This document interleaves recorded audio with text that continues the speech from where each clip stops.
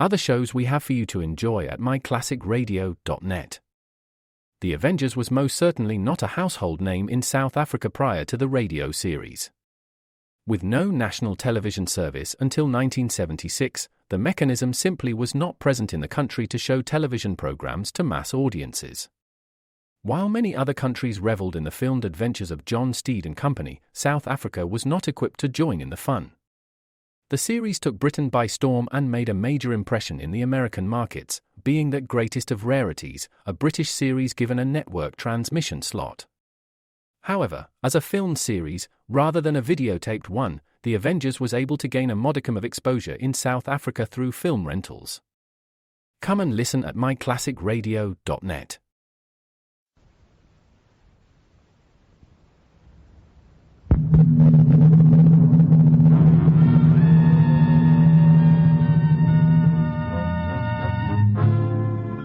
Dangerous Assignment, starring Brian Donlevy as Steve Mitchell.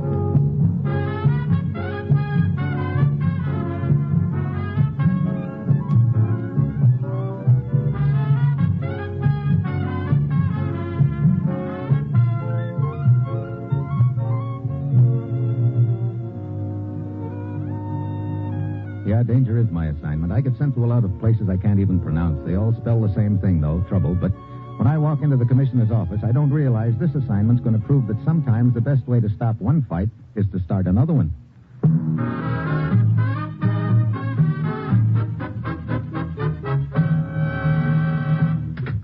Morning, Commissioner. You sent for me? Steve, I don't think you're going to like this assignment. Well, break it to me gently, then. What am I supposed to do? Step in the middle of a fight between two women? Oh, brother, anything but that, Commissioner. It's vitally important we patch up a family squabble, Steve, because of a lease our government has, or had, I should say, on a certain strategic mining property in the Belgian Congo. What's the trouble? That lease expired a month ago. We've been trying to get the owners of the property together so we could negotiate another lease, but it seems the ladies aren't on speaking terms. Oh, that sounds just peachy for me. One is the widow of Aristide Bergerot, the original owner. The other is Bergerot's sister. These two women now own the mining property jointly. Oh, what are they beefing about, Commissioner? Who knows? Whatever it is, it's caused a serious breach between them. We've been informed there's a lawsuit in the offing. Oh, great. Nothing like a lawsuit to tie up an estate. Meanwhile, the mine remains idle, and we need those strategic minerals desperately, Steve. Get down to the Congo, to the Bergerot estate in Leopoldville, and find out what this is all about. Well, that's it. You've got your assignment. Good luck. Transcribed.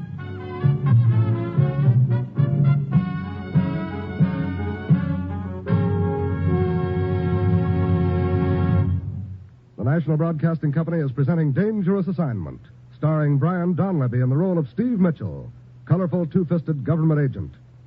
At all those places of the world where danger and intrigue walk hand in hand, there you will find Steve Mitchell on another Dangerous Assignment. Thursday evening, you'll want to be on hand when over most of these stations, NBC presents such stellar shows as Truth or Consequences, The Roy Rogers Show, Father Knows Best, The Judy Canova Show, and Eddie Cantor's Show Business Show. All 5 of these programs bring entertaining radio listening into your home. There's Western Song and Adventure with Roy Rogers, zany stunts and heartwarming performances on Truth or Consequences. Delightful family comedy with Robert Young starring in Father Knows Best. Down-to-earth entertainment from Cactus Junction on The Judy Canova Show, and Memories from the Past when Eddie Cantor presents his Show Business Show. Yes, hear them all each Thursday on most NBC stations.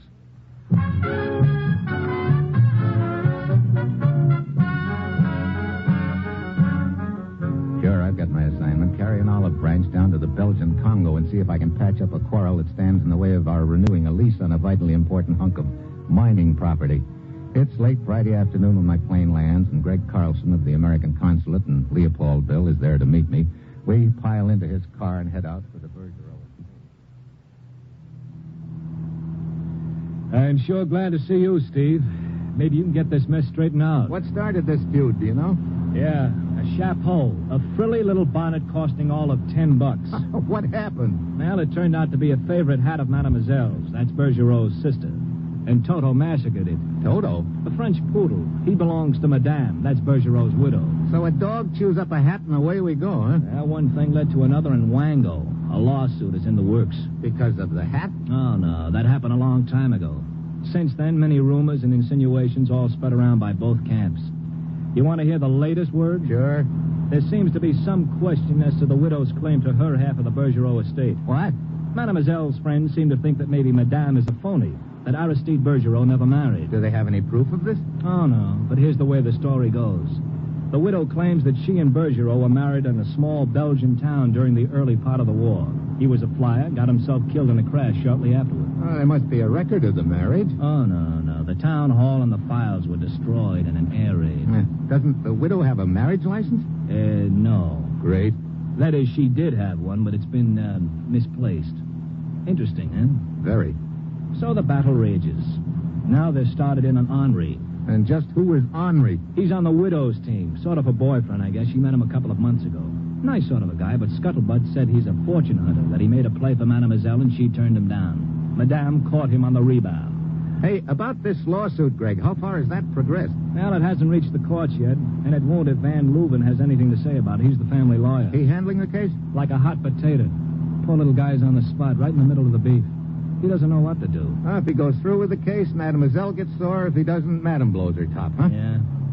Oh, there's the entrance to the estate up ahead, Steve. The big gates on the left. Hey, looks like quite a layout. Oh, it is. Everything but gold doorknobs. I wonder where the gatekeeper is. Is it locked? Not usually. Well, allow me.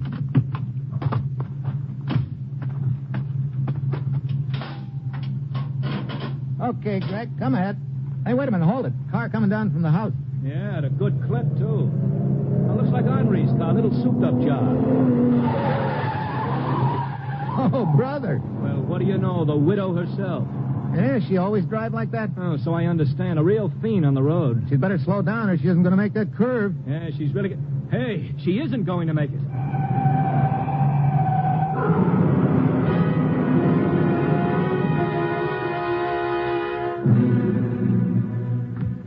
Can you get in on that side, Steve? Yeah, I think so.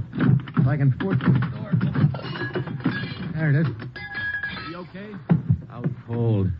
Must have banged her head against the wheel. Steve, the car's caught fire. Yeah, come on, let's get her out of here.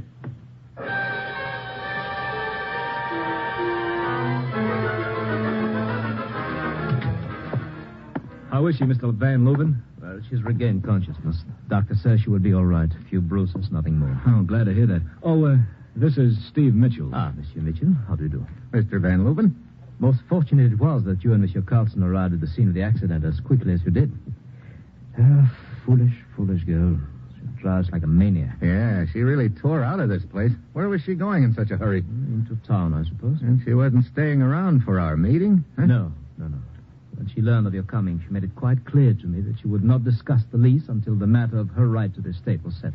I'd like to talk with Mademoiselle Bergerot, the sister. Is she around? She was to be here. I myself talked with her on the telephone last night and arranged it.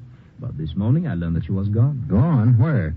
On another of our hunting trips into the jungle. Oh, fine. When do you expect her back? No, who knows, monsieur? About this lawsuit. Oh, idiotic. Sheer nonsense, Monsieur Mitchell. And I have told Madame Bergerot so. Still, Madame insists. I see. One more thing. Did Madame say anything about the accident, how she suddenly lost control of this Henri's car? She admitted traveling at high speed. Then the car swerved, and that's all she remembers. Okay, Mr. Van Leuven, thanks. Now, if you will excuse me. Sure. Well, Steve, looks like you're off to a great start. Madame refuses to talk to you, and Mademoiselle slips away into the jungle. What do we do now? I'd like to have another look at the scene of that accident. Come on.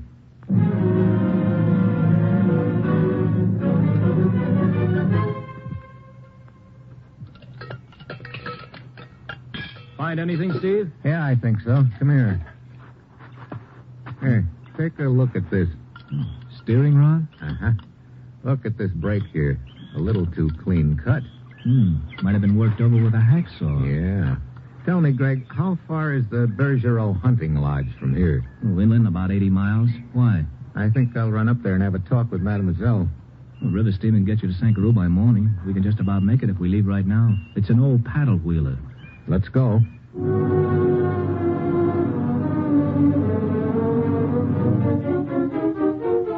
Shortly after dark, we We pull up at the steamship office. I get myself a ticket to St. Carew, and then I walk out on the dock where Greg is waiting.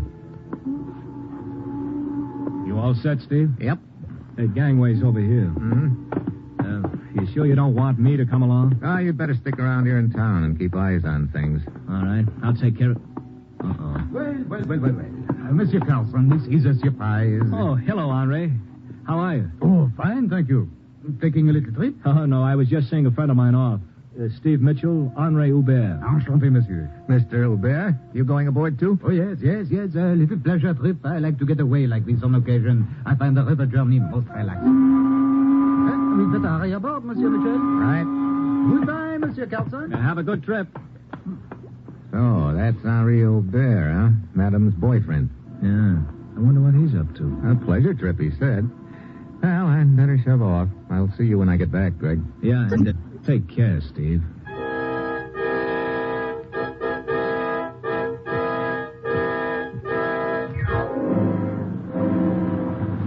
A few minutes later, I'm parked in a deck chair as the steamer pulls out into the river and the lights of Leopoldville fade away in the night behind us. I wait there for another half hour, hoping friend Henri will stroll by, but he doesn't. I decide to go looking for him.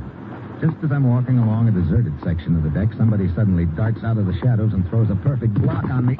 I crash into the rail. Before I can shake the cobwebs out of my brain, that somebody grabs my feet and flips me overboard.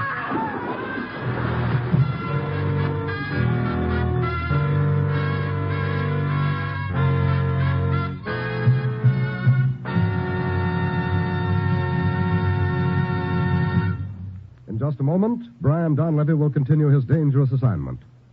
Every American benefits from the hard work and strong influence of the scouting movement in building a better nation in which to live.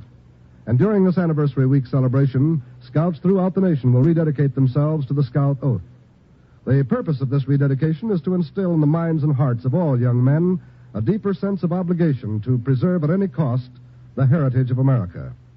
When you see the scouts wearing their uniforms this week, you'll know that young America is steadfastly holding to the high standards of citizenship instilled by the Boy Scouts of America since the founding in 1910.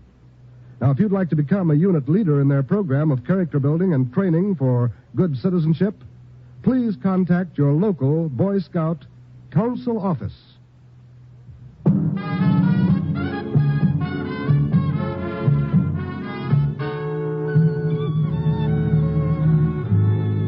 Now, back to Dangerous Assignment and Brian Donlevy as Steve Mitchell.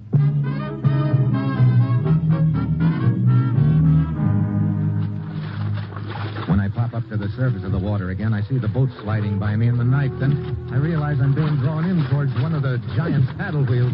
I try to swim away, but the suction's too strong for me. Finally, I close to the side, double up my legs, and kick out. It shoots me out far enough so the wheel clears me by a foot. Now a couple of the passengers spot me floundering around in the water. Pretty soon somebody tosses me a line and hauls me up on deck. Why, what's it? Eh? Oh, Henri. Here, let me give you a hand. Yeah, thanks. You had a very close escape, monsieur. You're telling me. Good thing you guys spotted me and tossed the rope. Monsieur, I suggest you retire to your cabin and change your clothes as soon as possible. I know this jungle climate. It's not good to stand around wet. Yeah, good advice, but I don't happen to have a cabin. In that case, monsieur, permit me. My name is Pornoy. Please use my cabin. Well, thanks. Come, monsieur. I will fetch your bag, Monsieur Mitchell. Thanks, Henri. Ah, here we are, monsieur. A word of caution, monsieur. What do you mean? I know these river boats quite well. In the future, it would be much safer to leave your valuables with the captain. Valuables? Jewelry, perhaps, a diamond, an unofficial transaction. I have traveled this river for years, monsieur. I know the types of business that flourish here. Well, I've been taken for a lot of things in my day, but never a diamond runner. Come in. Your suitcase, Monsieur Mitchell. Thanks, Henri. Oh, this attempt on your life, it upsets me greatly. Me too. You know, in some way, I feel rather responsible for you. How so? Oh, because of our mutual friend you are with back on the dock. Oh, you mean Greg Oh, Clarkson? yes, a most charming person. Yeah, you known him long? No, only since the Bergerot cocktail party of some 2 months ago. You see, Madame Bergerot, a dear friend of mine, invited me. Greg Carlson, of course, was the guest of Mademoiselle. Wait a minute. He was with Mademoiselle Bergerot? Ah, oui, Madame's sister-in-law. Mademoiselle and Carlson at one time were rather interested in each other. I see. But, hélas, Mademoiselle has always had many suitors besides Greg. He has not spoken of her lately. A broken romance, perhaps. Eh bien, we do not wish to speak of such things, eh? Yeah, that's probably it. I changed into dry clothes, wondering why Greg didn't mention his friendship with Mademoiselle Bergerot. Could be the reason Henri came up with. On the other hand, could be something else. At dawn, we dock at the little river port of Sankaroo. I go ashore and look up a guy whose name Greg had given me, a white hunter named Stryker. I hire him to take me to the Bergerot hunting lodge, and an hour later, we're deep in the jungle. Lodge isn't too much further, Mitchell. That's good. This is pretty rugged country, Stryker. Yeah. Is it Mademoiselle Bergerot you want to see? Yeah. I doubt very much if you'll find her at the lodge. Oh? I saw her in Sankaroo yesterday. Said something about trying a hunt in the Atala country. That's to the west of here. You know. Think you could find them? Well, we shouldn't have any trouble tracking them. This is the fork of the trail we're coming to now. One branch leads toward the lodge, the other one towards the Atala country. We just take this branch. What's the matter? That's strange. Quite a few tracks from the west heading for the lodge. You think the hunting party came back? Be an awfully short trip for them if they did. Look, you better stay here, Mitchell. I'll go along the trail a bit for a look. Stryker disappears around the bend in the trail. I light a cigarette. My lighter slips out of my hand. I bend over to pick it up. The slug bounces off a rock beside me. I hit the dirt. A moment later, Stryker pounds into sight. Mitchell, what happened? Somebody trying to play bullseye with me. I heard somebody moving on the trail ahead of me. Just for a shot. Come on. We start carefully along the trail, and I'm giving Stryker and his gun a few side glances. He could have done it. Then we round a bend in the trail, and there, right in front of us, is a woman with a rifle. What? Oh, Stryker. What? Mademoiselle Bergerot. Yes, I heard a shot. I came back to investigate. Oh? I thought you'd gone hunting in the Atala country. We did, but two of the bearers were clawed rather badly. I canceled the trip and we returned. We were almost to the lodge when I heard the shot. Was it either of you who fired it? No. Oh, this is Steve Mitchell. He's been looking for you. For me, monsieur? Yeah, here are my credentials. United States government agent. You and your sister-in-law own a piece of strategic mining property formerly leased to us. Oh, yes. The lease has expired, and we've been trying to renew it, but you and your sister-in-law seem to be involved in some sort of a dispute and can't get together. That's why I'm here. I see. Come, let us return to the lodge. This trouble between myself and Amalie. That's your brother's widow? Yes. It is idiotic, all of it. I have come to realize that more and more the last few days. Foolish things, hurtful things were said by both of us. I personally would like to put an end to it, but that is up to her. I see. There's a rumor that she's a phony. Wasn't ever married to your brother. I did not start that rumor, but I have heard it. I do not know what to think. When I received letters from my brother during the war, he mentioned the romance with Amalie. Then there was no news for some time, and finally a letter from Amalie telling of my brother's death. She said they had been married shortly before. Oh? I invited her to live with me. I never questioned her story until the rumor started. Then I found it strange she could not produce the wedding certificate. She said she must have misplaced it. There's the lodge up ahead, Mitchell. Yeah, that looks like Henri Aubert waiting there. Oh, yes, it is Amalie's friend. Ah, we meet again, Monsieur Michel. So we do, Henri. Monsieur Michel has come to try and patch up the family feud, don't we? Ah, then we have the same purpose, monsieur. Do we? Oh, bien sûr. That is why I made a trip up here, to do what I could to settle the differences between Celestia and Amalie. This trouble has gone on long enough. Well, I'm afraid you didn't do so well settling your friend Amalie's trouble. How do you mean? You loaned her your car. But of course. She had an accident. What? Only it wasn't an accident. The steering rod had been sawed almost through. Oh, no, hello, but this is incredible. Was she hurt badly? No, she's going to be all right, but this comes as a big surprise to both of you, apparently. But of course it does. No, I suggest we return to her immediately. Yes, at once.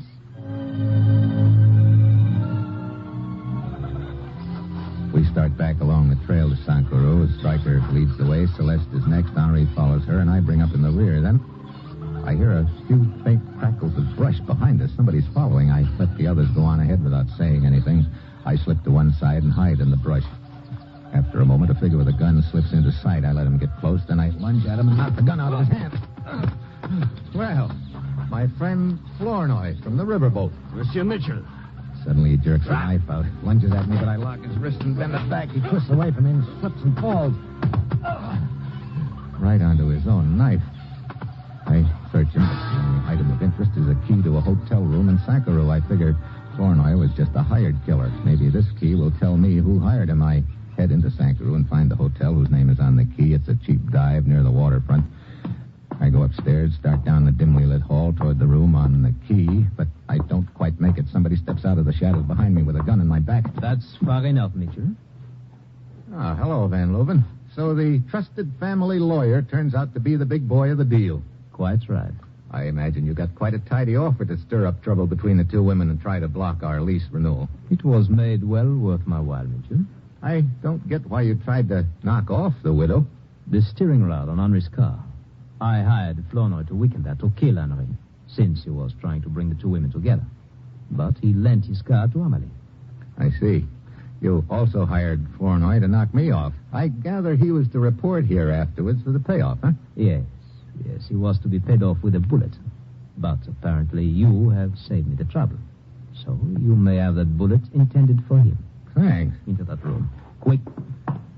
I walk to the door. Van Leuven motions me to unlock it. I do. Inside. I walk in with Van Leuven behind me. Then suddenly I kick the door back at him. Knocks his gun to one side. I slam the door on his wrist. There. That ought to keep you nice and relaxed a while. And when the ladies find out who's been stirring up the trouble, I don't think I'll have much trouble getting a renewal on the lease. My wrist.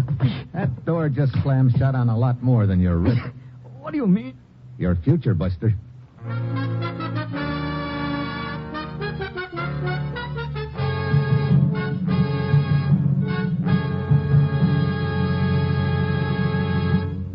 Our star, Brian Donlevy, will return in just a moment. Daytime listening here on the NBC Radio Network is just what you busy homemakers need to chase away those housework blues. You'll hear comedy, drama, and musical entertainment when you set your dial to this NBC station. For comedy, we have The Bob Hope Show, Double or Nothing, and Bob and Ray, to name only a few. There's drama from real life on Strike It Rich with Warren Hull and on Welcome Travelers with Tommy Bartlett. Meredith Wilson brings musical entertainment on his program called Every Day. And all of these fine shows are on the air every day, Monday through Friday, over most NBC stations. So make it a regular habit to turn on the radio and leave it set to this NBC station for the finest in daytime radio entertainment. Each day, Bob Hope has a lady guest editor to provide interesting and instructive minutes to his program. Bert Parks plays Double or Nothing each weekday, and the results mean enjoyable listening for you. So be sure to enter into the fun of radio entertainment by making NBC your daytime listening headquarters.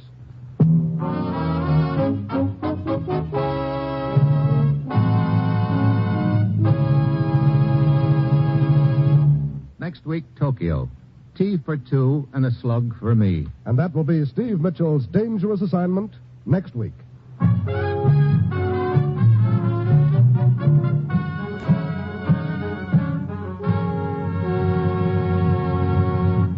Included in tonight's cast were Peter Leeds, Tony Barrett, Ben Wright, Betty Lou Gerson, and Paul Duboff.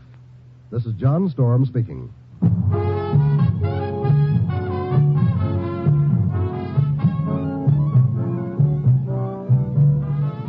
Dangerous Assignment, starring Brian Donlevy in the role of Steve Mitchell with Herb Butterfield as the commissioner, is written by Bob Reif and Adrian John Doe and is directed by Bill Karn. Be with us again next week at the same time when Brian Donlevy, starring in the role of Steve Mitchell, will embark on another transcribed Dangerous Assignment.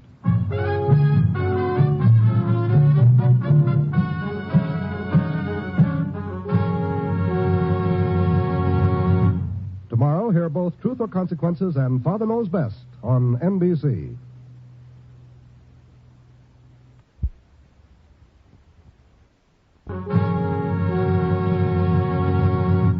Tomorrow, hear both Truth or Consequences and Father Knows Best on NBC.